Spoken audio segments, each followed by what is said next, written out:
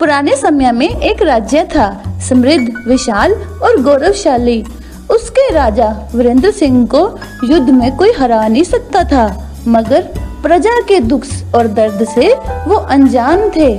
एक बार की बात है, राजा अपने दरबार में बैठे थे और मंत्री उनकी बड़ाई कर रहे थे। महाराज, आपके सामने तो सूरज भी अपनी किरणें मोड़ ले और तुम्हारी बातें मोतियों की माला है मंत्री जी। महाराज, गांव में अनाज की कमी है। अनाज की कमी है तो इसमें हम क्या कर सकते हैं? प्रजा को मेहनत करनी पड़ेगी। मेहनत करे प्रजा तभी कीमत समझेगी। परंतु महाराज, प्रजा आपकी जिम्मेवारी है, आपको ही उसका ध्यान रखना होगा। ये मैं कुछ नहीं जानता, मेरा समय बर्बाद मत करो, जाओ यहाँ से।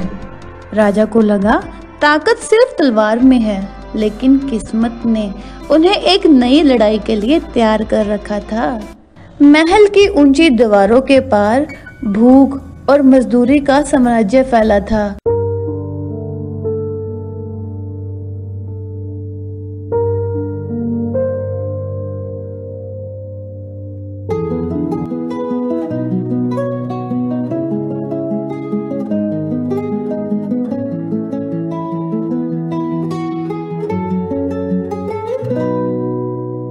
यह दृश्य रानी प्रिया के दिल को चीर गया।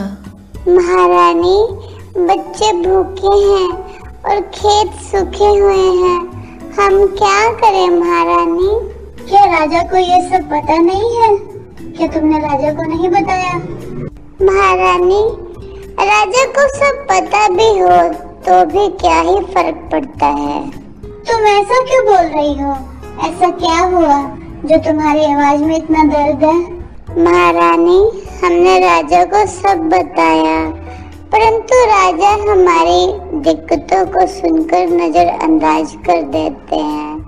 हम कुछ नहीं कर सकते रानी, कुछ नहीं कर सकते। ये सब बातें सुनकर रानी को बहुत हैरानी हुई और उसने सोचा कि वो राजा से बात जरूर करेगी।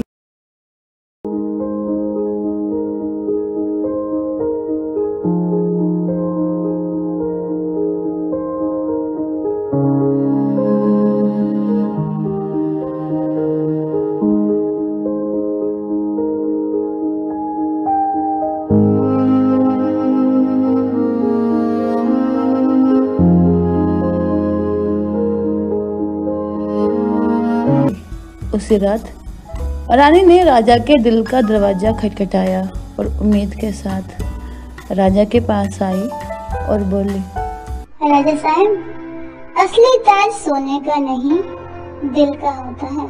तुम कहना क्या चाहती हो? मैं कुछ समझा नहीं।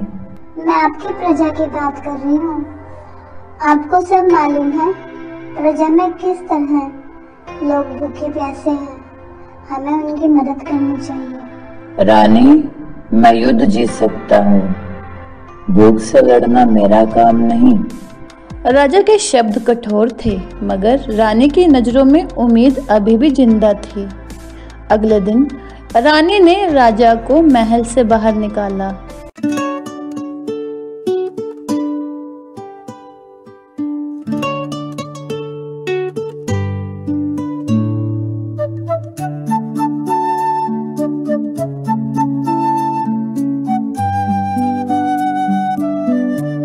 एक ऐसे रास्ते पर ले चली जहां पर सच्चाई उनका इंतजार कर रही थी। राजा ने बाहर जाकर देखा कि बच्चे भूखे हैं और रो रहे हैं। राजा उनके पास गया तो बच्चा उनसे बोला, राजा जी, आपका ये ताज हमारे लिए रोटी का होना चाहिए था। कम से कम इससे हमारी भूख तो मर जाती ना। ये सुनकर राजा कुछ नहीं बोल सका। ये शब्द राजा के दिल में हथौड़े की तरह गूंज उठे। जब राजा अपने महल में लौटा तो बैठा हुआ खुद से पहली बार सवाल करने लग गया।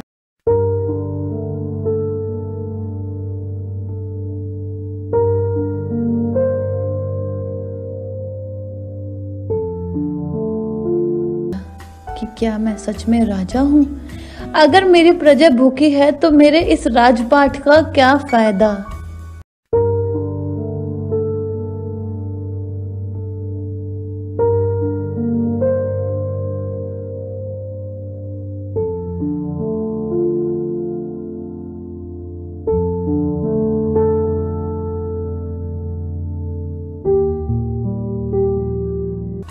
राजा अंदर ही अंदर खुद को कोसने लगा। इस सब के बाद राजा ने एक बड़ा फैसला लिया और सभा में सबको आदेश किया, आज से हर गांव में अनाज का भंडार खुलेगा, कर आधा होगा, मेरे राज्य में कोई भी भूखा नहीं सोएगा। और उसी पल से सिंहासन पर बैठा योद्धा प्रजा का सेवक बन गया।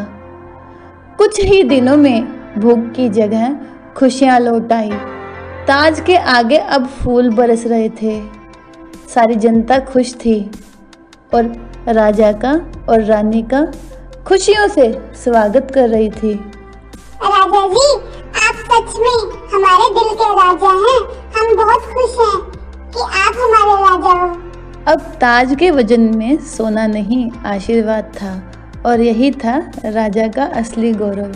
राजा जी, आपकी ही वजह से आज सबके चेहरे पर खुशियां हैं। आपने इनका दर्द समझा और उसे संभाला। यही है आपकी ताकत। रानी जी, मैं समझ चुका हूँ, असली ताकत तलवार में नहीं दिल में होती है। और धन्यवाद तुम्हारा, मुझे सही रास्ता दिखाने के लिए और सच्चाई मेरे सामने लाने के लिए। उस रात चांदनी के नीचे राजा विजेंद्र सिंह ने जाना 2 कदम बड़प्पन के पूरी दुनिया को रोशन कर सकते हैं। तो बच्चों, आपने इस कहानी से क्या सीखा? कि हम अपनी जिम्मेवारियों से नहीं भाग सकते, हमें दूसरों की मदद करनी चाहिए। यही हमारी सबसे बड़ी दौलत है। दूसरों के चेहरे पर खुशियां लाना, यही हमारा मान सम्मान है। तो हमेशा दूसरों की मदद करो, अच्छे काम करो और आगे बढ़ो। मिलते हैं अगली स्टोरी में। Tata, bye bye.